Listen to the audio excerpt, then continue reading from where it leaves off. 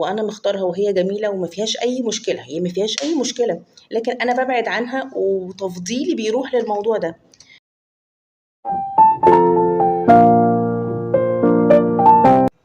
ازيكم عاملين ايه؟ يا رب تكونوا بخير، كل سنة وحضراتكم طيبين.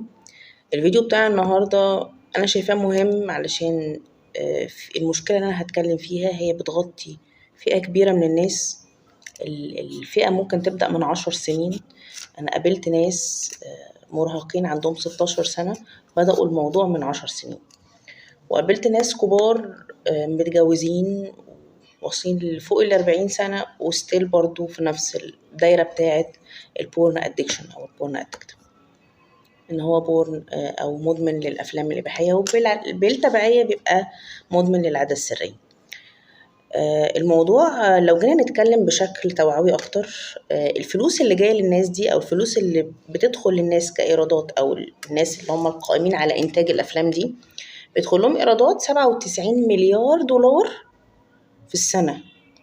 الايرادات دي بتكافئ تقريبا ميزانية أو موازنة مصر، يعني اللي بيدخل لهم فلوس بتكافئ موازنة دول. بيعملوا إيه؟ بيشتغلوا على كذا حاجة في الدماغ. أول حاجة بيخلوا إفراز الدوبامين عندك بالنسبة لإنك بتشوف حاجات سوبر ستيمولاي أو حاجات أو مثيرات مش حقيقية مش طبيعية، حاجات سوبر في كل حاجة، من خلال إن هم بياخدوا زوايا تصوير معينة، إخراج معين، تفاصيل أكتر، ممثلين بشكل معين وهكذا. فالحاجات دي كلها بتبقى سوبر ستيمولاي، يعني حاجة العالم مبقاش متخيل إنها موجودة. فالناس اللي بتدمن قبل الزواج أو هكذا بتبقى عندها تخيلات وتوقعات مختلفة جدا عن العلاقة بعد الجواز، وأحيانا بيعوزوا يطبقوا حاجات شاذة مع الزوجات.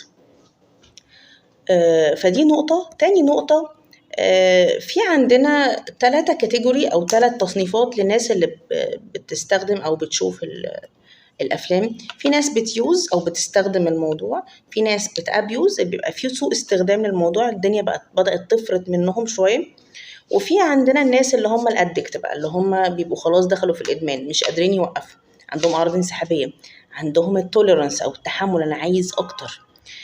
فكرة أنا عايز أكتر أو فكرة التصعيد دي بتبقى شكلها إيه؟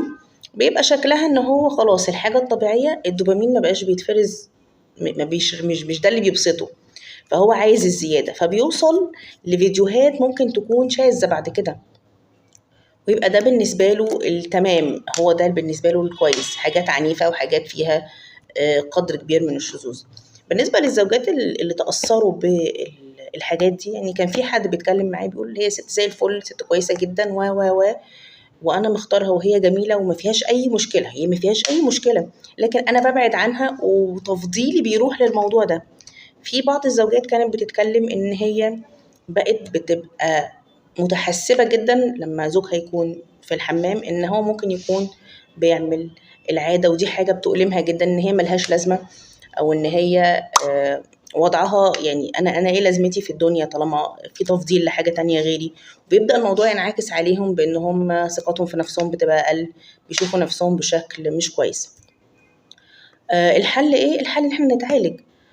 ادمان الافلام الاباحيه وادمان العاده من ضمن الفئات بتاعه الادمانات السلوكيه اللي بتكون يمكن صعب شويه ان احنا نتخلص منها، بس اما ناخد خطوات ناحيه ان احنا نتخلص منها، ولما نفهم الدايره الكبيره ان احنا رايحين فيها، يعني في حاجات ابعد من حته ان انا بتفرج على فيلم، في حاجات بقى اللي هي بتاعت تدمير الأجيال والكلام ده كله. ما يبقى حد بادئ من 10 سنين إن هو يشوف مواد إباحية وشايف إن هو يعني بيتكلم معايا أنا هتجوز كمان إمتى، يعني أنا إمتى هتجوز علشان يبقى الموضوع بالنسبة لي هوقف الموضوع ده.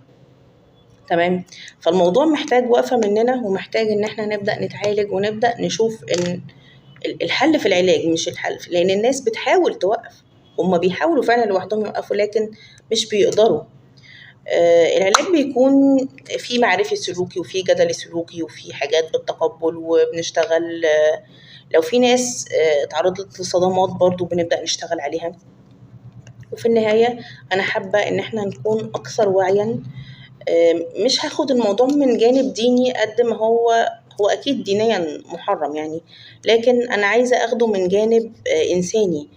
أنا كإنسان ما ينفعش أبقى أداة في إيد حد يحركني بالشكل ده، ك يعني كأني أنا بلا إرادة أو بلا يعني ماليش أي إرادة في الموضوع. الموضوع كان محتاج إن أنا أتكلم فيه، لأن الأبعاد بتاعته كبيرة ومتشعبة وفي ناس كتير بتعاني منه الحقيقة. وأشوفكم على خير إن شاء الله في فيديو جاي، وتدوموا بخير يا رب.